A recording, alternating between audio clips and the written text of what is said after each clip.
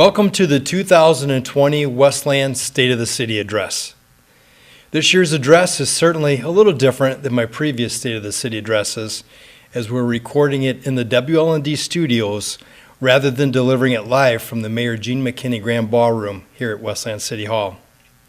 While our delivery method may be a little different this year, and let's face it, just about everything has been different this year, I think you're going to be pleasantly surprised with the level of progress that has been achieved, even under very difficult circumstances.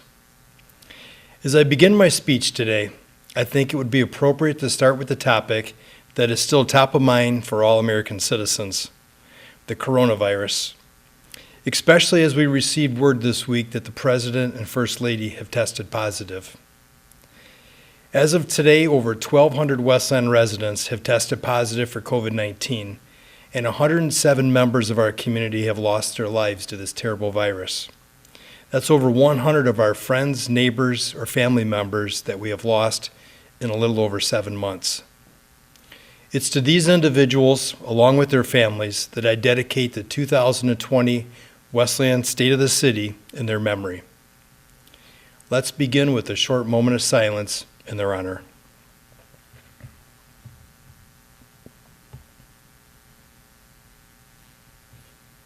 Thank you.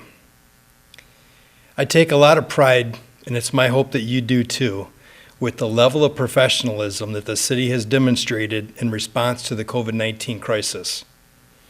Back at its origin, in March, I named Fire Chief Mike Stratner as the city's COVID-19 Emergency Response Coordinator, and Chief Stratner has done, and he continues to do, a great job guiding us through this crisis.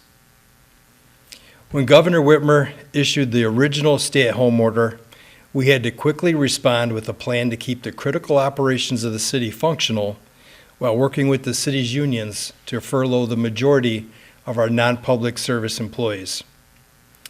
I applaud the city's personnel director, Ms. Stephanie Field, for working with Chief Stratner and the leadership teams from each of the city's union groups to put together the city's stay-at-home plan and later the return-to-work plan. There was a small group of employees, both department heads and union employees, led by my Chief of Staff, Mike Reddy, that continued to work behind the scenes to keep things moving. Even while the city's buildings were closed to the public and most employees were on furlough. City staff also helped distribute food and PPE during this time to residents in need. Westland Senior Resource Director Barb Markham, along with my Executive Secretary Shannon Akron and Administrative Secretary Jacqueline Smith, did a great job staying in touch with Westland seniors and residents with disabilities. Barb and her team also did a great job keeping the very important Meals on Wheels program going during this difficult time.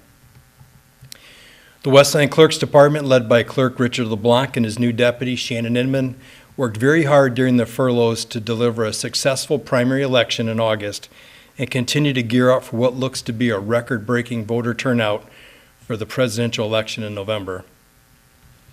Westland's Youth Assistance Team, led by Director Paul Motz, has continued their work to the best of their ability throughout the crisis.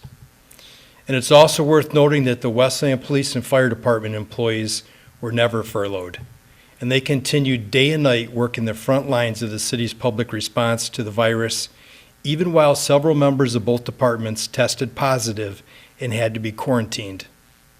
You can only imagine the fear that had to be going through their minds as they responded to run after run on cases where the residents were experiencing the symptoms of the virus and their fellow employees were as well. The city's Innovation and Technology Department, led by Craig Brown, quickly created a comprehensive coronavirus response hub that is located within the City of Westland website. It is packed with information, statistics, and links to all important sources of information. Early in the city's response, Chief Stratner, along with Police Chief Jeff Jedrusik, Council President Jim Hart, and I, filmed several video coronavirus updates with the help of the city's talented communication department, WLND, which is led by Craig Welkenbach. Of late, WLND has moved to a published Westland briefing that is issued throughout the week, giving residents all the latest news and data with regards to the virus and it is delivered through the city's website and various social media platforms. Just after the 4th of July holiday, the city reopened the majority of our buildings to the public with safety procedures and protocols in place to protect both employees and visitors alike.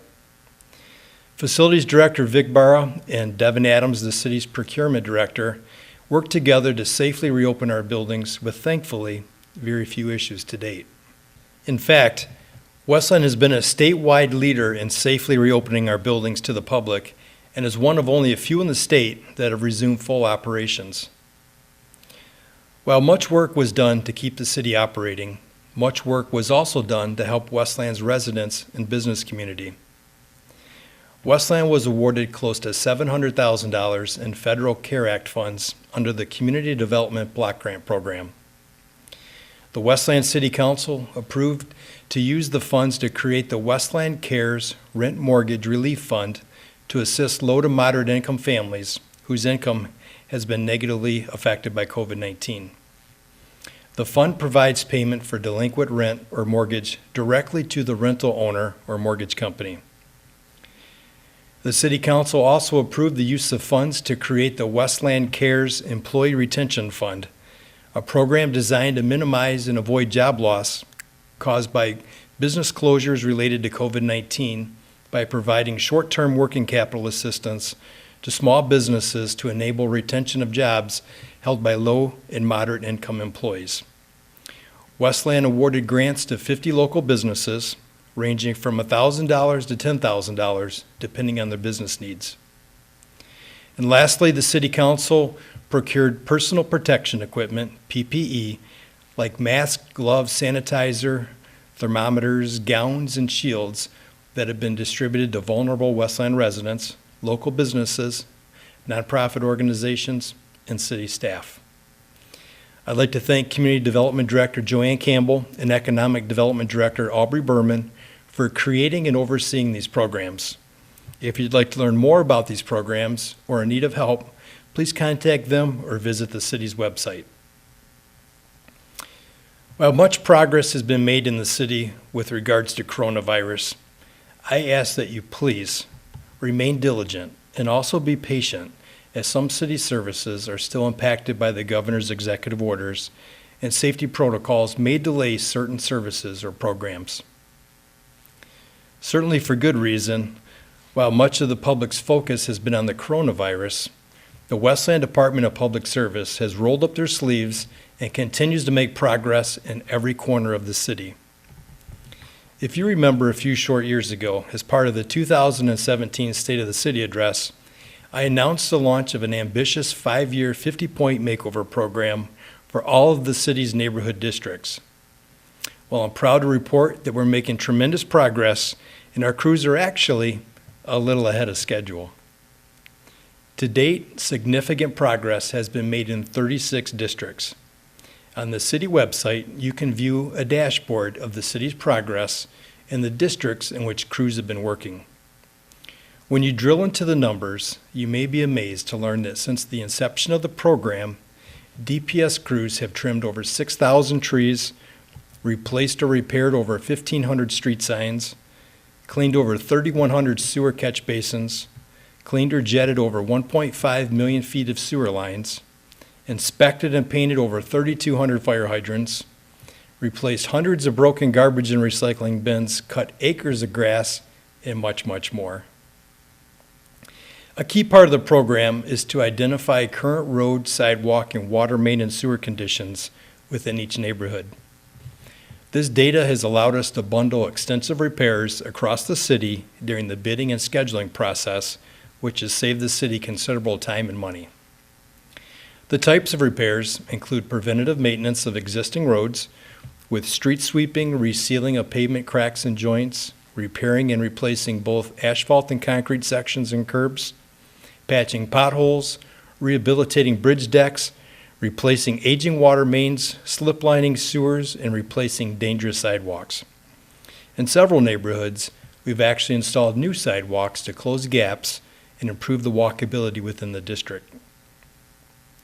Besides the ongoing neighborhood improvements, DPS Director Ramsey El Garib, along with his deputies Hassan Saab and Doug Morton, have overseen the installation of over 200 new LED streetlights on Warren Road between Wayne and Newburgh, Central City Parkway between Wayne and Warren, and a much-anticipated project lighting up Newburgh Road all the way from Glenwood Road to Joy Road.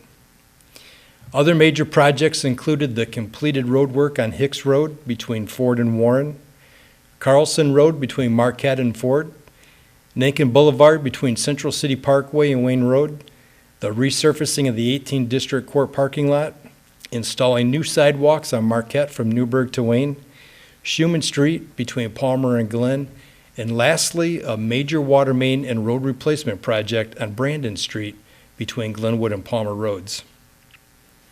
While the Department of Public Services has been very busy, the private sector has been as well. The City of Westland Economic Development Team, which is led by Director Aubrey Berman, with support from City Planner Mo Ayoub and Building Director Ralph Welton, oversaw the opening of nearly 60 new businesses in 2019 and a completion of several large projects to close out the year. The largest was a $20 million, 100,000 square foot expansion of the U.S. Fairthane plant on Ford Road. Kudos also goes to the Westland City Council, which granted a 12-year tax abatement for the project, which will bring the manufacturing of parts for the highly acclaimed Ford Bronco to Westland and resulted in bringing close to 100 good-paying jobs to the city as well. Equally impressive was the completion of the $16.5 million beautiful new Regency of Westland skilled nursing facility on the corner of Newburgh and Ford Road. The 76,000 square foot state-of-the-art facility was part of a brownfield redevelopment of a very difficult site and has created over 120 new full and part-time jobs. Other large projects completed were a $5 million reinvestment by Imagine Theater that resulted in the creation of a new 94-foot wide Super IMAX screen, which is now the largest movie screen in the entire Midwest. Volunteers of America occupied the former Toys R Us building in a very successful $2.1 million redevelopment. St. Joseph Mercy and Covenant Community Care cut the ribbon on the new $1.4 million Westland Health Center on Warren Road at Vinoy. Edge Fitness joined the Shop and Dine District with an extensive $1.2 million renovation of the former Joann Fabric building on Warren and Central City Parkway. Aldi reinvested over $1 million in the modernization of their popular Wayne Road location. And we welcomed a $750,000 investment by local entrepreneur Cody Bailey in the creation of the amazing new Hush Haunted attraction within the former Skateland building on Cherry Hill in Newburgh. As we move through the challenges of 2020 and the continued changing retail landscape and the fallout of shutting down the state's economy, we have lost some businesses, and some of them were major losses. We unfortunately lost Panera, Aubrey's, Office Max, Ulta, Pizza Hut, and several stores within the Westland Shopping Center. Although I do think it's worth noting that these businesses closed many locations, not just their Westland locations. The closures were in response to changing consumer shopping trends nationwide and the shuttered economy.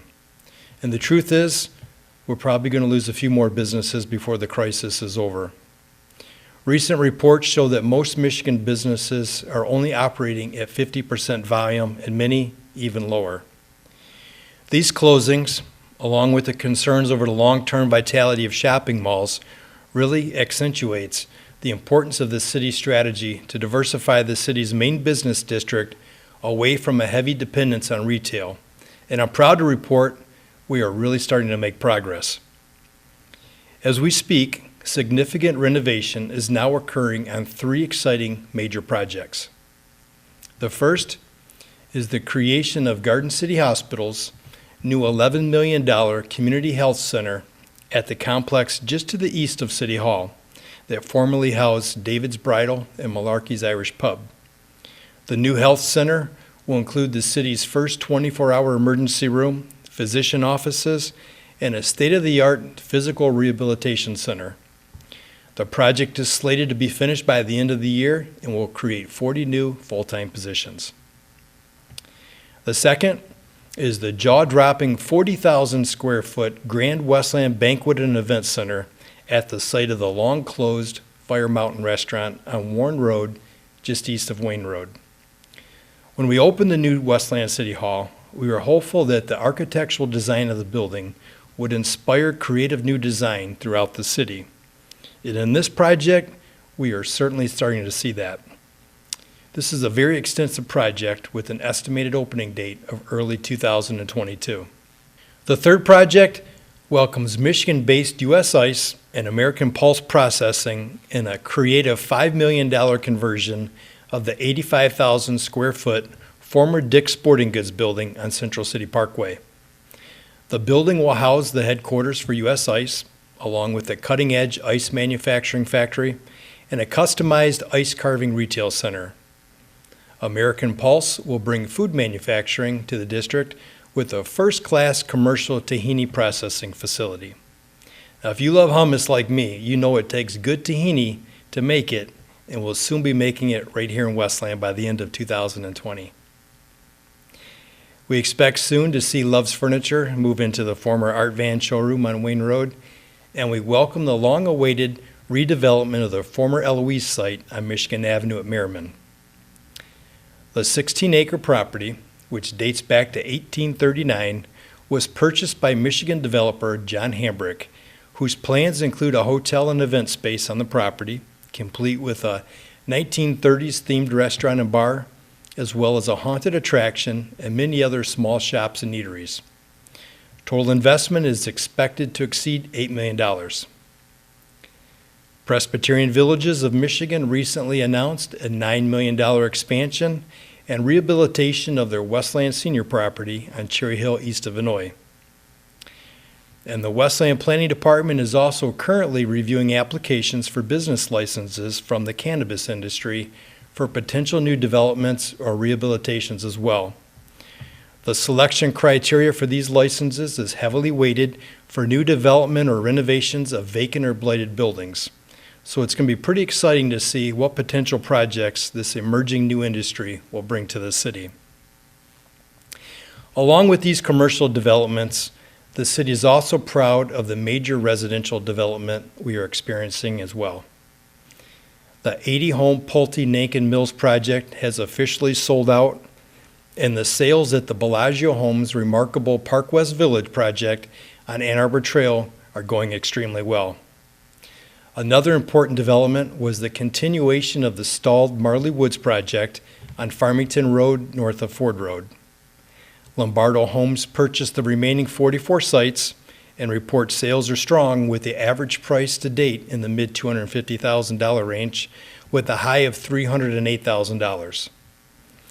What's most notable about this project is that these are the first new homes built in the Wayne Westland School District since the recession, and hopefully may spur interest in some of the school district's former school sites.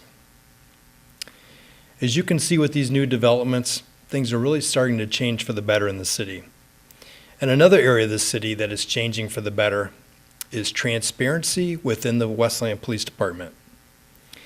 Following protest and public outcry nationwide, and even right here in Westland, after the deaths of George Floyd and Breonna Taylor, the Westland Police Department, under the strong leadership of Chief Jeff Jedrusik, has launched a new innovative department transparency page on the city's website. Westland is one of Michigan's first cities to make up-to-date information available to the public on citizens' complaints, crime rates, arrest and citation data, and many other areas of enforcement by gender and demographics, along with a comprehensive look at the training for the department's 81 sworn officers and 25 civilian employees. You can browse current data or view a 5-year trend for each data set. This public transparency dashboard is now operational, and you can view it by visiting thecityofwestland.com and clicking on the Westland Police Department. As our nation continues to address inequalities of opportunity and unequal justice for African Americans and other minorities, the City of Westland is stepping up and leaning into the issue here at the local level. The Westland City Council recently adopted a resolution declaring racism as a public health crisis and have called for the creation of a commission to conduct an assessment of internal policies and procedures to ensure racial equity is a core element of the City of Westland's entire organization. The commission will also, amongst several other duties, work on identifying specific activities to increase diversity within the ranks of all areas of the city's workforce to be more reflective of the community that we serve. The resolution was brought forward by Councilwoman Tasha Green, and after deliberation with her colleagues and input from the public, it was swiftly passed unanimously. I too support the resolution and will work to seat the city's first Diversity, Equity, and Inclusion Commission by November 1st. You can view the resolution on the city's website under OpenGov and apply for the commission under the Get Involved button on the home page. I'd like to talk now for a few minutes about the city's finances. Westland's Finance Department is led by longtime CFO Steve Smith and Budget Director Dan Block. Back in June, the City Council approved the 2020-21 budget, and it was a $72 million balanced budget. Now, we know that moving forward, the budget needs to be watched very closely, as it's still too early to tell what the total effect COVID-19 is going to have on the city's revenues and expenses. Rest assured, Dan and Steve are still following state-shared revenues, tax collections, and grant and permit fees on a daily basis, and have worked with the city's grant writing team, Nasserini Strategies, to apply for all available state and federal COVID-related reimbursements. The grant team has brought in over $2 million in total grants this year, with another $1.5 million pending. The city also applied for FEMA reimbursements for eligible expenses as well. The finance team will certainly keep the City Council updated as we work throughout the budget year. While we're speaking of the city's finances, I think it's also worth noting that the City of Westland received an extremely positive outcome of its most recent audit. The city received an unqualified opinion, which is the highest opinion that the auditors can give, and I believe that is a testament to the hard work of all the employees in the finance department. The finance team is also currently working on a municipal bond sale to fund the city's unfunded MERS pension obligation. The bond will ultimately bring the funding level close to 95%, and by taking advantage of the city's good bond rating, low debt load, and historically low interest rates, the yearly payments will be less than if we continue to make the annual required payments, creating ongoing relief for the city's general fund budget. In 2020, we have also begun to address two major city services that are very important to Westland residents. The first area is the return of the city's curbside recycling program.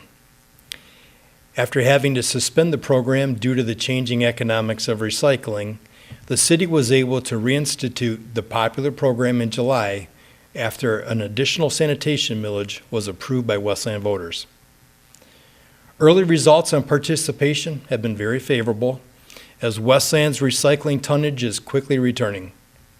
However, the new required methods of recycling are not being adhered to by all of our residents, and the results have produced many contaminated loads, which unfortunately increases the city's costs dramatically. To this point, the city has mailed information to residents and have used social media, the website, the city's cable station, WLND, newsletters, and other forms of communication to educate residents on the new recycling rules. Republic Services, who the city contracted with to process our recycling material, has created a website called recyclingsimplified.com, and that explains the program as well. However, their website is part of a national program, and our local program has slight differences, and that may have led to some confusion. With that said, I plan to work with the City Council to double our outreach efforts on the new recycling rules. Every home that is part of the curbside recycling program will soon receive, at your doorstep, a packet with several means of education on how the program works. It will include a new sticker for your blue recycling container and a convenient magnet for your refrigerator with a reminder of the rules and a list of acceptable materials. The biggest change in the program is that all materials must be clean and dry. They must be loose, they can no longer be placed in a bag, and unfortunately glass is no longer being accepted. However, the city is working on a container for the drop-off recycling center on Marquette for glass and other recyclable materials that can't be collected at the curb, so look for information in your packet on that as well. Another area that I'm working on with the City Council is looking for ways to lower or reduce future increases to water rates here in Westland. In last year's budget, the City Council approved of funding a water main leak detection program, which was used to identify and eliminate any leaks within the system. The program has concluded, and several leaks, including a major one in the Hannon and Palmer Road area, were identified and they have been addressed. The City Council also recently approved my request to join the City of Livonia, Canton Township, and Northfield Township in studying the benefits of creating a Western Wayne County Water Authority to try to reduce water bills for each community's water customers. Combined, the four communities purchase more than $34 million a year in water from the Great Lakes Water Authority. Now let me be clear, it's important that you understand we're not looking at changing who or where we get our clean water from. Just using our combined purchasing power, then purchasing water at non-peak hours when rates are lower, and possibly storing water together in towers or tanks to negotiate a better rate. You're going to hear me talking a lot more about this as we move forward. You heard me mention the city's website several times in my presentation today, and I'm proud to announce that the city's website is currently being totally updated, and around November 1st, we will be launching a new, modern, easier-to-use website that will be more compatible with handheld mobile devices and will have plenty of new features to make it much easier to get information and do business with the city 24 hours a day. The Westland Parks and Recreation Department, led by Director Kyle Mulligan, has stayed very busy this year as they have completed their 5-year Parks and Recreation plan. They've applied for and received several grants. They led the dedication of the Mac Mayfield Municipal Golf Course and the rededication of Virgil Gagnon J.C. Park. The department also instituted new recreational programming, oversaw an extremely busy summer at the popular H2O zone, and will soon cut the ribbon on new park improvements at Hubbard Park. Speaking of busy, with limited entertainment opportunities, the Mac Mayfield Golf Course, which is managed by Director Joe Burton, has had one of their best seasons ever. And Joe has also recently opened up the Mike Modano Ice Arena and reports great ice conditions and that fall and winter programming is starting to ramp up. An area that we could really use your help on is the census. To date, only 75% of Westland residents have completed the short online form. Westland receives direct financial allocations from the federal and state governments whose formulas are predicated on population. Now, we assuredly don't want to leave any funding that should be allocated to Westland on the table. Some examples of how this funding is used is on roads, public safety, parks, housing, blight removal, and much, much more. The census has been extended through October 31st, and if you haven't completed it yet, please visit the city's website for information or call my office and we will help. It's easy, it's fast, and it's really important. Something else that is really important and something I'm proud of is the productive working relationship my administration has with the Westland City Council. Of late, our city council meetings have been conducted virtually, but are now back to face-to-face meetings. I think City Council President Jim Hart has done a great job in his new role, and the whole city joins me in thanking Councilman Jim Godbout for his continued commitment and his impressive work as the previous council president for many years. I will be asking the City Council to work with myself and staff on a series of upcoming strategic planning sessions that will focus on 4 main areas as we shape the city's future. We'll take strategic long-term looks at finances, development, diversity, equity, and inclusion, and infrastructure. These meetings will be open to the public, and I'll be announcing the dates and locations in the near future. I'm also committed to work with the City Council on reinstituting the Ethics Commission with the goal to have it seated by the end of the year. As I close out the 2020 State of the City Address, I want to encourage you to stay positive. This has been an extremely challenging year for everybody. Every resident in our city has had their normal way of life disrupted, and who knows what the new normal is going to look like. I feel bad that we've had to cancel so many of our local annual events this year, but don't worry, they'll be back, bigger and better, and hopefully very soon. Thank you to the Westland Chamber of Commerce for delivering a pretty darn good farmers market this year under challenging circumstances. And thanks to Lynn Fisher and the Inspire Theater for their recent Music in the Parking Lot event. And of course, Miriam Cady for pulling off the city's first virtual American Cancer Society Relay for Life. The country is so divided right now, and the focus usually is on the negative. It seems that decency has taken a backseat to name-calling, divisiveness, and the exploding ugliness of social media. Well, as a community, I think we're better than that. We are a compassionate city, we are a city of progress, and we are proud of where we all call home. I am proud to serve as your mayor, and I appreciate the responsibility you have trusted me with. We will get through these troubling times, and collectively, we will prosper and we will be stronger. I have seen our community's heart, and I have felt its spirit. The state of our all-American city, Westland, is strong. Be proud, Westland. Be safe, be kind, and look out for one another. As we go to close, please enjoy the following video in honor of the 107 residents our community has sadly lost to the coronavirus. God bless.